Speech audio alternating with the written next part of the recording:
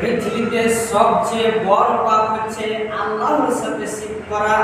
এই জন্য লুকমান হাকিম তার ছেলেকে উপদেশ দিয়ে বললেন, ইয়া বুনাইয়া, হে আমার আদরের সন্তান, লা তুশরিক বিল্লাহ, তুমি আল্লাহর সাথে কাউকে শরীক করো না।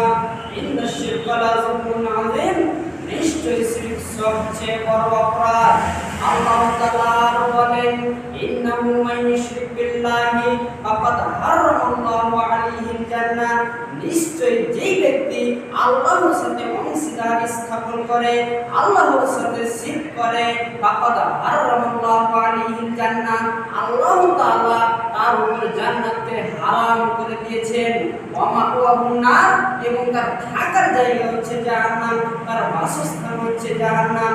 ওয়া মা লিয-যালিমিনা মিন আনসার, আর জালিমদের জন্য, অত্যাচারীদের জন্য কোনো সাহায্যকারী নেই।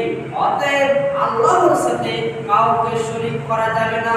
আল্লাহ তাআলা শিরকের গুনাহ ক্ষমা করেন না। তবে কেউ যদি খালিস অন্তরে তাওবা করে, তাহলে আল্লাহ তাআলা শিরকের গুনাহ ক্ষমা করে দিবেন। আর কেউ যদি তাওবাবিহীন অবস্থায় মারা যায়, শিরক করে তাওবাবিহীন অবস্থায় মারা যায়, তাওবা না করেই মারা যায়, তাহলে আল্লাহ তাআলা তাকে ক্ষমা করবেন না। সে চিরকাল জাহান্নামে